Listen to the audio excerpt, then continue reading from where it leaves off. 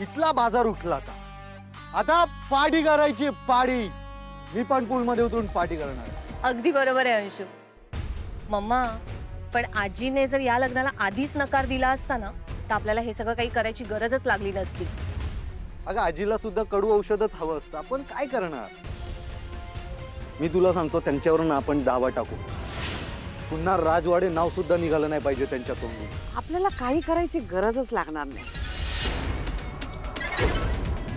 सगळं समरच करणार आहे। दादा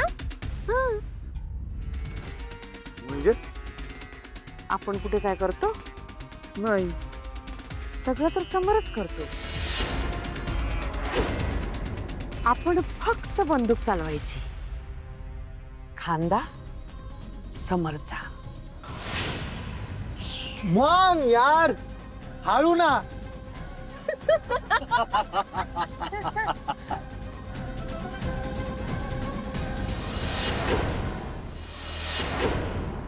आजी, अहो नकळत आमच्याकडून खूप मोठी चूक झाली आहे।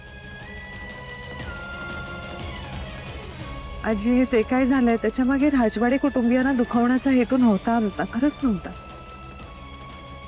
माफ करा आम्हाला। ते झालं ते झालं, पण ते बरं नाही झालं। पण तुम्ही आता या बांगड्या सोडवा आणि त्या ज्वेलरीचे पैसे परत करा।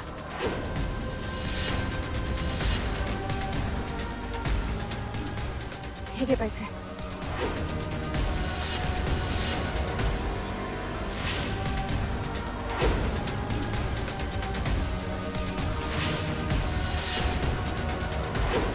राजवाडे साहेब, तुमचे आभार कसे मानू तेच मला कळत नाही, पण मला एक गोष्ट स्पष्ट करू दे, त्या बाईने जे काही केले ना त्यामध्ये माझ्या मुलांची काहीही चूक नाही हो। अहो त्यांना माहित सुद्धा नाही त्यांची आई असं काही करेल म्हणून।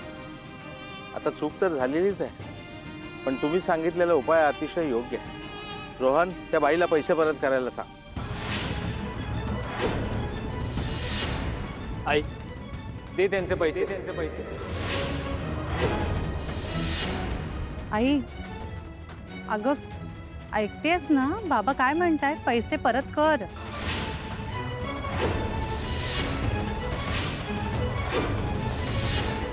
आई अगं पैसे परत दे, कुठे आहेत ते पैसे? नंदू, हिला सांग नाटक बंद कर आणि पैसे परत कर म्हणा। आई चल, नको वाढवूस, आता झालंय तेवढं पुरे, पैसे परत करून टाक त्यांचे। आई अगं तू गप्प का बसतेस? कुठे आहेत त्यांचे पैसे? अगं उत्तर दे ना त्यांना। अगं गप्पा बसू नकोस आई, घाबरवतेस तू आम्हाला सगळ्यांना। ते बोल काहीतरी, कुठे आहेत पैसे? त्यांना पैसे देऊन टाकूया। पैसे नाही आहेत माझ्याकडे।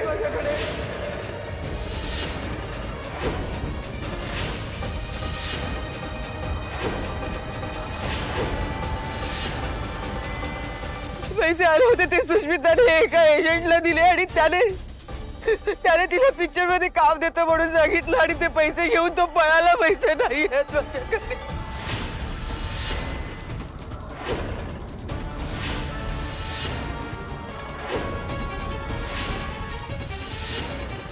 मंदा, अगं तू काय बोलतेस? कळतंय का तुला? हे खरं आहे, मी बांगड्या गहाण ठेवून पैसे आणले।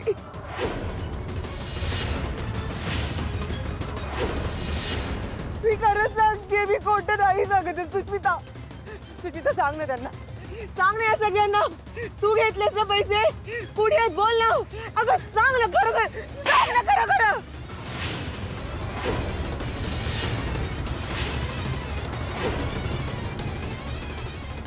आई कळत नाही तुला? कळत नाही का केलं तू? काय केलं तू? आई काय केलंय तू? सांग ना मग सगळ्यांना। आता कोणी बदलायचं? आता मला लागेल तिला। काय केलं तू? काय केलं तू? कोणी मध्ये पडू नका आता। प्रत्येक वेळेला असंच झालेलं आहे। मी सगळं जुळवायचा प्रयत्न करते आणि माशी कुठे शिंकते कळत नाही। सगळ्याचं वाटोळं होतं। कुठल्या नक्षत्रावर जन्माला आली कार्टी देव जाणे, आयुष्याचं वाटोळं करून टाकलं सगळ्यांचं। तुला दिलं तू काय चाललंय सगळं? अजून काही गोंधळ घालण्यासारखं उरलंय तुमच्याकडे?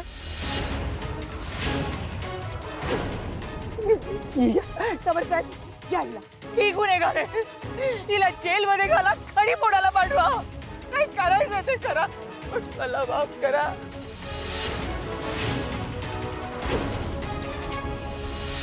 मंदा, अगं तू आई आहेस की कैदासीनी आहेस?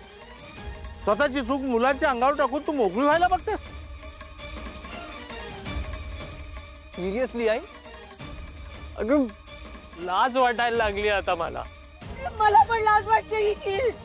घराची अब्रू बेशीवर टाकली आहे रे. मग काय तिला घेऊन डोक्यावर नाचू का? आई बास कर, पुरे कर आता, कारण तुझ्या बोलण्याचा ना काही उपयोग होणार नाहीये. त्यामुळे बास कर आता, थांबव हे सगळं. आजी मी हात जोडते तुमच्या पुढे. मला माहिती आहे ह्या चुकीला माफी नाही असू शकत, त्यामुळे आपण थांबवूया हे सगळं. आणि तुम्ही जी काही शिक्षा द्याल आम्हाला सगळ्यांना ती आम्हाला मान्य असेल. समर साहेब आम्हाला एकदा समजून घ्या. एवढ्या माणसांसमोर हे असलं वागू नका तुम्ही. काही जे करायला नको होतं ना ते ऑलरेडी तुमचं करून झालंय.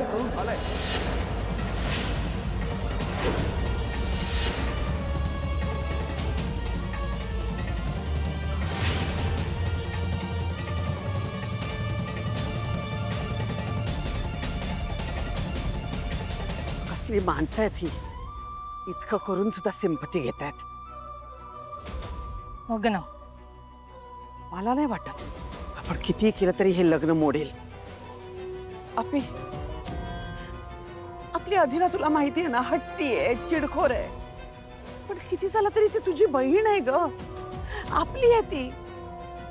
मला नाही बघवणार माझी लेक त्यांच्या घरात जाताना. You are absolutely right mamma. मलाही नाही बघवणार. अधीना नाही गेली पाहिजे त्या घरात. किती किती चीप आणि हावरट लोक आहेत ती, बघितलंस ना?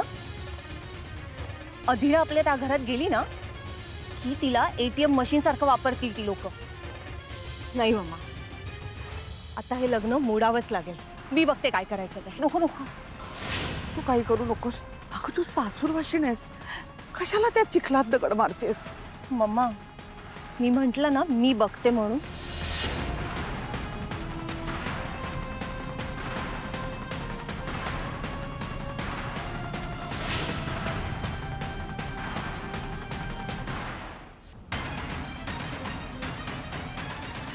वा, काय एकापेक्षा एक ऍक्टर भरले ना तुमच्या घरात. म्हणजे बघा ना, आमच्याकडून बांगड्या घेतल्या, त्या खोट्यापणाने बदलल्या आणि गहाण ठेवल्या, पैसे घेतले, तेच पैसे तुमच्या मुलीने चोरले, कुठल्या ते एजंटला दिले आणि तो एजंट पळून गेला. काय म्हणजे पैसे चोरीला गेले हे सांगण्याची काहीतरी नवीन ट्रिक शोधा. हे सगळं फार जुनं झालंय. सरळ सांगा ना, आम्ही तुमचे दागिने विकून पैसे उधळले. नंतर एक पोरगी आली, एकदम धीट, आणि ती व्यक्ती म्हणजे अहिल्या वेसकर.